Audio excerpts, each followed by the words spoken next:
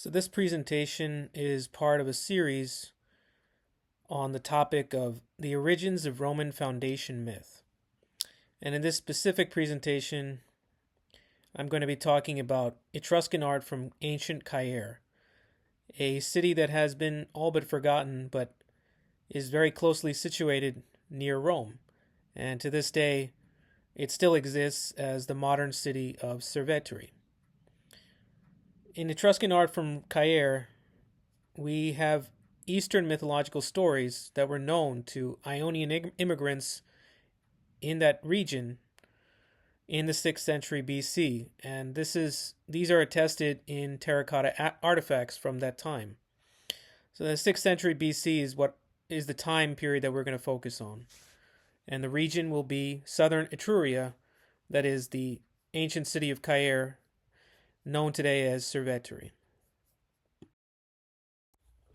The photos below are a brief preview of the characters and stories that we have preserved for us from Caere that are both from the Indian Ramayana. The first photo shows Rama and Sita and Laksmana from right to left, and the photo on the right is of the Rakshas demon Ravan. And so we'll be going through this in more detail in the next few slides.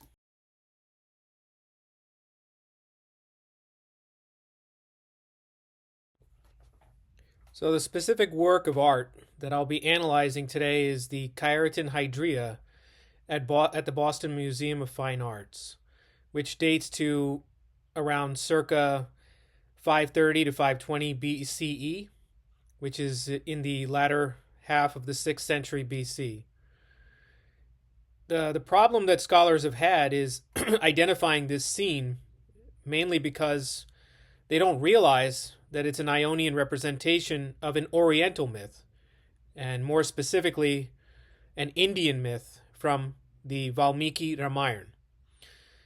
And if you care to actually look at the artwork, the artifact, you can see it at this link down below here at collections.mfa.org.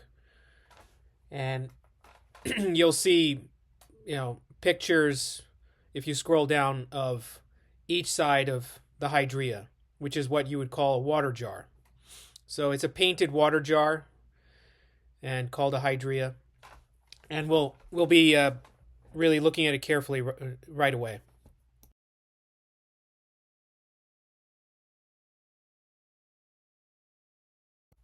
So this particular example that you can see on the right side here has two painted sides.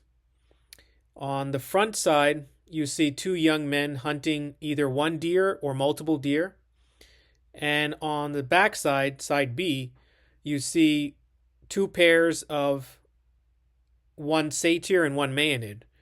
In one of the scenes, you see a satyr grabbing a hold of the maenad, and in the other one, you see the satyr carrying a maenad off. And the question then arises that the scholars struggle to answer definitively is when we look at the top scene, the front scene, is the artist depicting three different animals? A deer or multiple deer?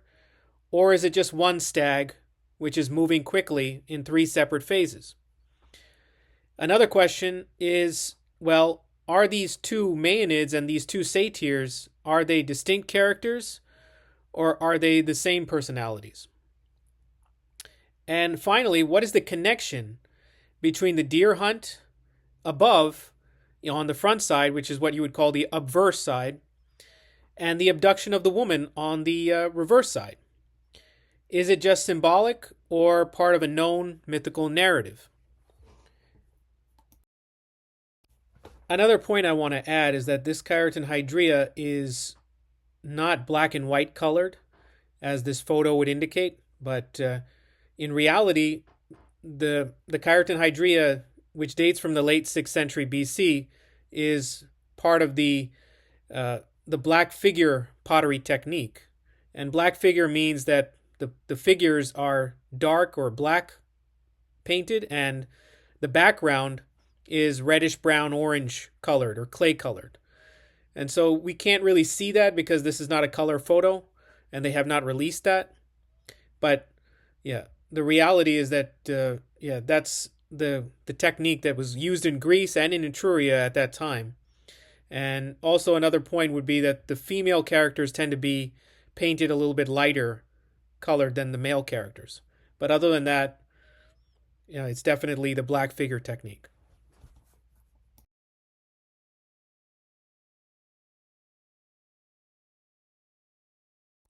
So the first question that I posed about whether there are, multiple deer or just one deer has never really been answered convincingly in the community of scholars.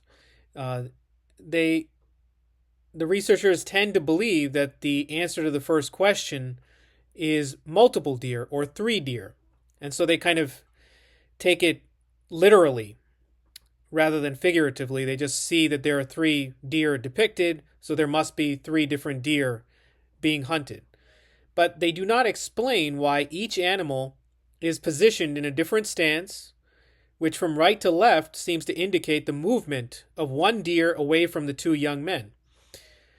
Indeed, the Italian author Bonato notes below and seems to hint at this when she writes, "The hydria on which two young hunters with unshaven hair, naked and armed with bows, are about to shoot three fleeing deer, one of which turns back to look at the pursuers with a splendid torsion of the body, is the only case on the Caeretan hydriae in which the hunters are naked and armed with bows."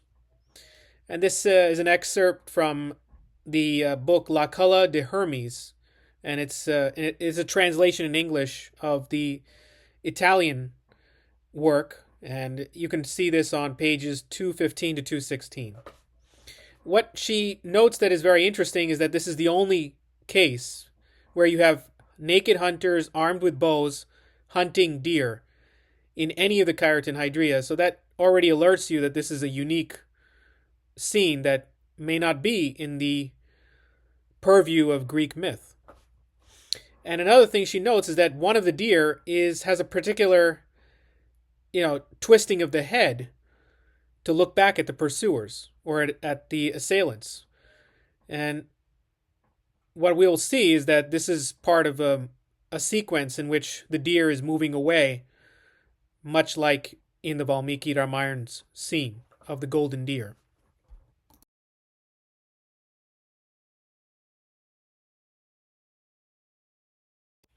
So my answer to the first question of how many deer are there, is unequivocally one deer in disguise, which is being hunted by the two young brothers, Rama and Laksmana, from the Valmiki Ramayana. It is the demon Maricha in the famous golden deer episode of the Ramayana, who disguises himself as a golden deer in order to distract the two young brothers, Rama and Laksmana, away from their hermitage in order to allow Ravan, the other demon, to abduct Sita, who is the wife of Rama. Therefore, what we see in the reverse side is actually the abduction of Sita by Ravan, who is being depicted as a satyr, because that was the frame of reference that the Greek artists had for figuring out how to depict Ravan, who was what you would call a Rakshas in the Indian myth. So, there are many different types of monstrous creatures in the Greek myth, like centaurs and satyrs and Seleni, and these were the models that they used in order to figure out how to depict a demon like Ravan. But for this front side, it's pretty straightforward. You have a deer that's panting and then starting to look back, and then finally it's galloping away with full speed at the very end. So it's not very difficult to see that this is actually a depiction of a dynamic scene, not a static scene where you have just one thing or one event being depicted. It's instead, they're showing a deer hunt in which the deer is moving away. over a period of time, very quickly, very rapidly.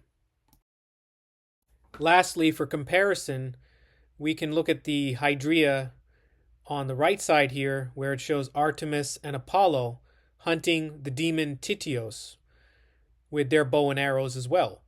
And you can see how Tityos contorts his body to look back at his assailants as well, just like Maricha in the golden deer form, or the golden stag, you could say. So, by comparison to other hydriae, we can match a singular antagonist, not multiple, but a singular antagonist such as Tityos or Alcyoneus, in another example, to Maricha, who is the singular deer moving on side A, and not multiple antagonists. So, just to reiterate, Artemis and Apollo are basically analogous to Rama and Laksmana, and they're hunting the demon Tityos, just like Rama and Laksmana are hunting the golden deer, which is Maricha in disguise.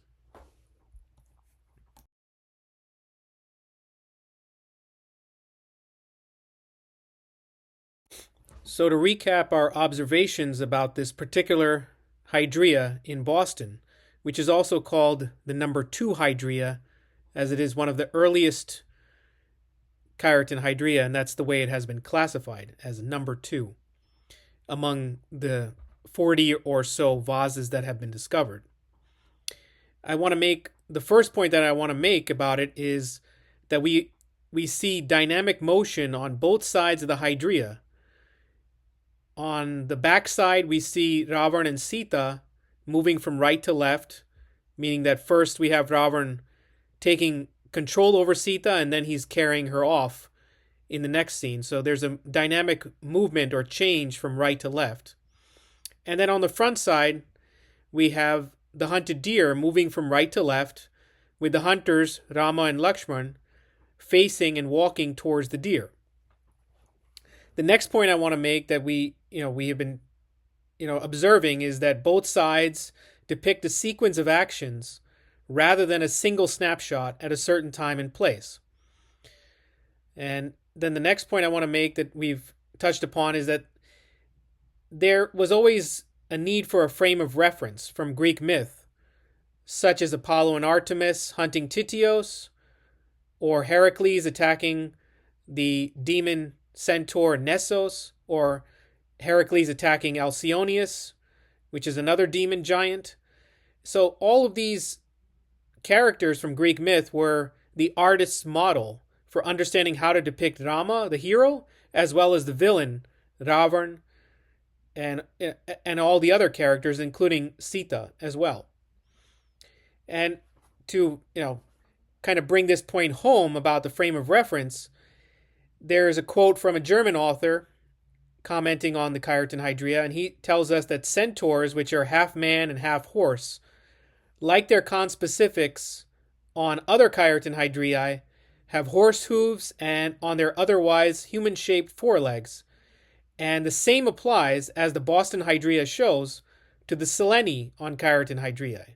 So in essence, what he's telling us is that Ravana is comparable to the Seleni, who are the companions of Dionysus, as well as the centaurs, and many other demoniac-type monstrous beings. Now, to get a little bit more in detail about that, Hemmelrich, the Dutch author, writes, there are 6 mythological monsters or giants, including Alcyoneus of the number 21 hydria. He's closely related to the Caeretan satyrs, except for his feet, ears, and the absence of a tail, which we'll get back to later. The absence of a tail is a very important characteristic to note. And then another thing he notes is that even more like a gigantic satyr, with satyr eyes, red eyeballs, human feet, and no tail, is his counterpart, Tityos of number 12. So the number 12 hydria, which shows Artemis and Apollo hunting Tityos, as well as the number 21 hydria, which shows Heracles attacking Alcyoneus, they're both comparable to this number 2 Boston hydria, where you have Ram and Laksmana attacking Maricha in the golden deer form, and Ravana, the satyr, abducting Sita.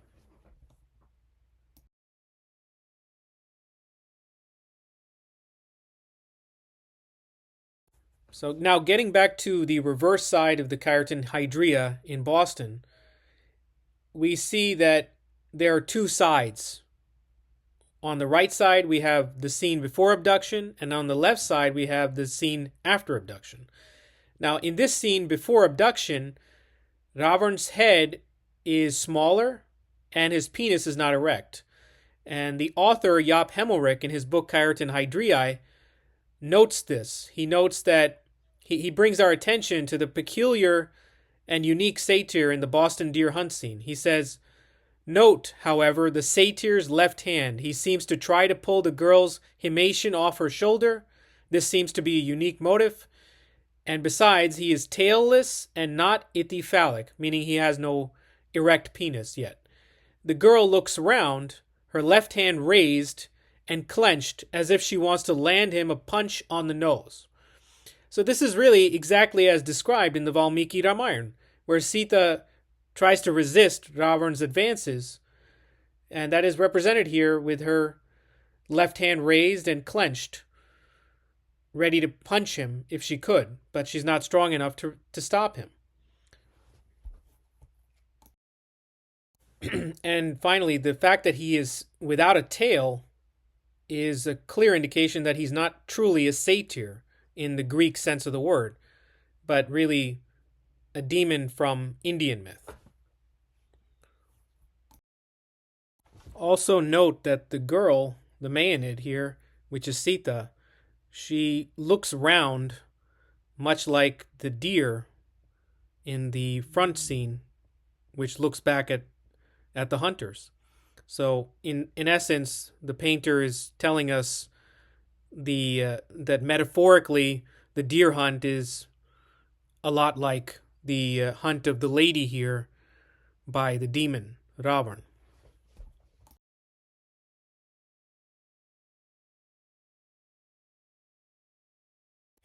Now, in this scene to the left of the previous scene, we see Ravan after abducting Sita. He has an enlarged face, noticeably, as well as a very clearly erect penis. And what this signifies is that in the previous scene before abduction, his disguise of a mendicant is no longer needed now that he has taken control of Sita. And so he confidently gallops like a centaur to his kingdom of Lanka and has fully transformed into his Rakshas monstrous form. And Ravan carries Sita forcefully with his right arm around her waist. And we will compare that to Rama in the next slide, carrying Sita as well, without this violent force, like a child. So we'll see that in the next slide, where in one of the Kampana plaques from Caere as well, Rama does the same thing. He carries Sita in his arms, but much less forcefully, and instead more like a child.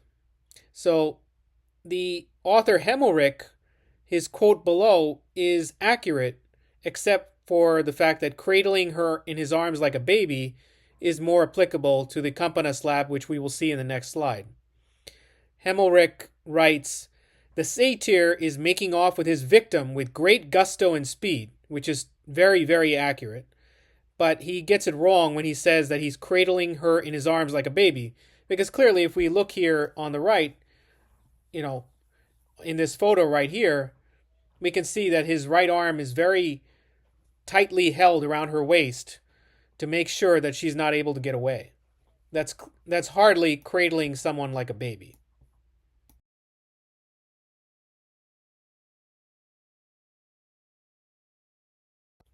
So here I'm going to be discussing another work of art which dates to the same time period and is also from the same region in Caere.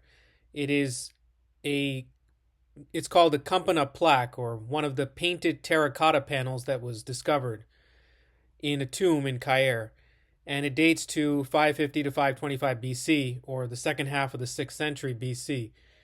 And in my opinion, this plaque here that you see on the right is a depiction of Rama carrying his wife back to Ayodhya.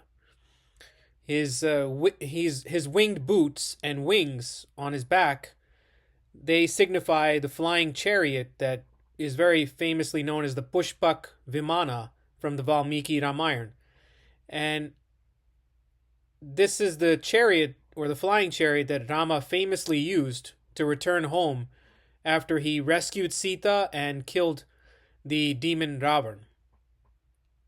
And now, what I'm trying to tell you is that both male figures here, are the same person.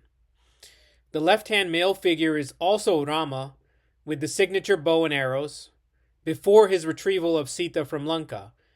And his right hand is raised, as you can see, in a gesture that is similar to Persian Achaemenid kings like Darius, and indicates that he is a great hero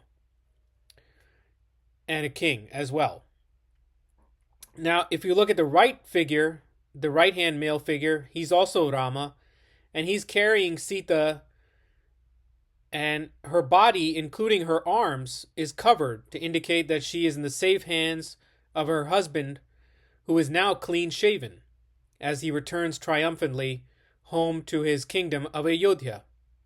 Now, European scholars tend to just speculate about this scene, and they are very unsure, but they do tend to realize that there is a rescue that is going on here. And they speculate that it might be Artemis, a female character, rescuing Iphigenia. But if we look at this scene, it's quite obvious that this is a male figure, not a female figure. And it seems very silly to look at this as Artemis.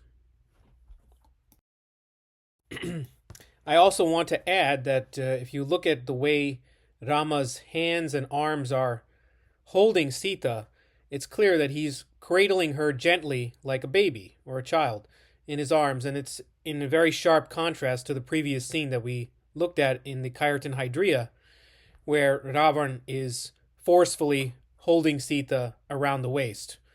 So we can see the contrast, and we can see that one is the hero and the other is the villain.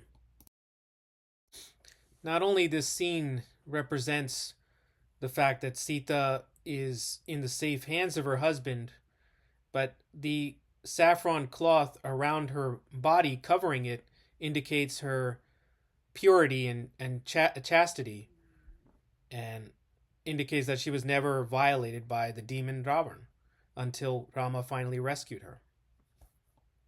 So if we take a line from Shakespeare's Hamlet, we have that line of "your chaste treasure open." It's a lot like that, where her chaste treasure is closed instead.